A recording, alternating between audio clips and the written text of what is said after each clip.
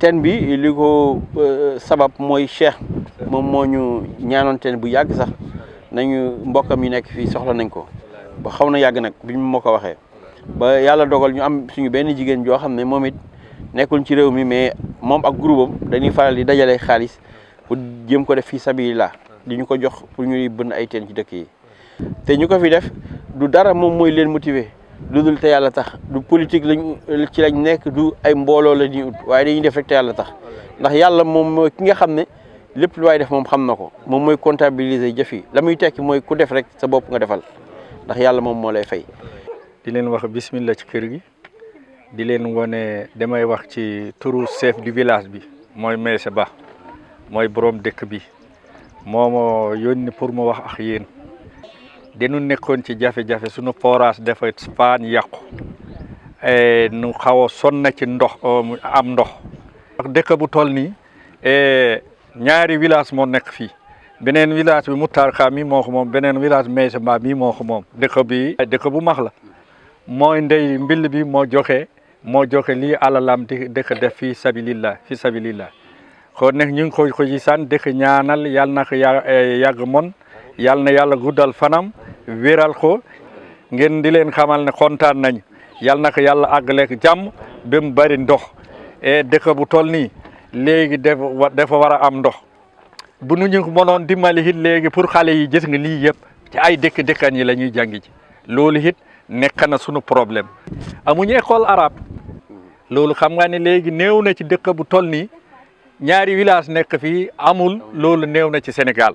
waaye nag gannaaw gis nañ leen ñu ngi leen di ñaanal yal na yàlla defi li ngeen nisir yàlla na ko yàlla àggaleeg jàmm wasalaam. andi naka ci dëkk bu mu yellool ndax mar nañu lool benn forage lañu amoon forage bi paan nuy roote ji ay saretaki ay mbaam bu nu amee lii tey ñu am yaakaar ne lee sunu jafe-jafe dem kontaan nañu lool ki ko sabablu muy sama nijaay ak yéen ñi ko dox ak ki ko financé yàlla na leen yàlla jox ci yiw bi ñu soxla yàlla nan ko bokk nun ñëpp yàlla nañ ci am tuyaaba biñ ci doon séntu yàlla nañ am bu ko raw sax kontaan nañu lool. leen dalal bu baax a baax ñun jigéen ñi xaw ma ñeneen de waaye ñun moom wax dëgg yàlla kontaan nañu ndax teen bii ngeen ñu may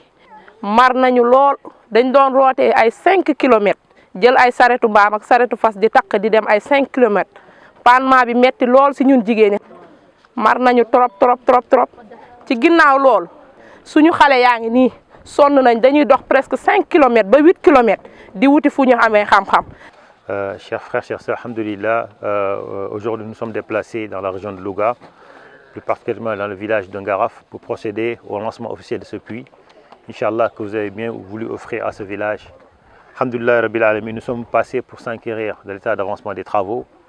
Donc, subhanallah, là actuellement, nous sommes à 17 mètres de profondeur pour expliquer comment le travail avance bien, qui est assez dur quand même, mais par la grâce d'Allah subhanahu wa ta'ala, nous sommes sur la bonne voie. Donc, d'après les estimations des villageois, il nous faut à peu près 36 mètres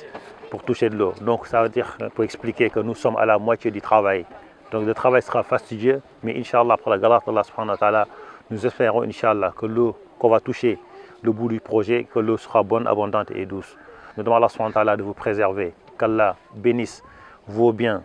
qu'Allah vous bénisse, vous et votre famille, qu'Allah vous protège dans cette vie et dans l'au-delà. Qu'Allah fasse que ce puits-là sera une cause de votre accès dans le paradis Firdaus.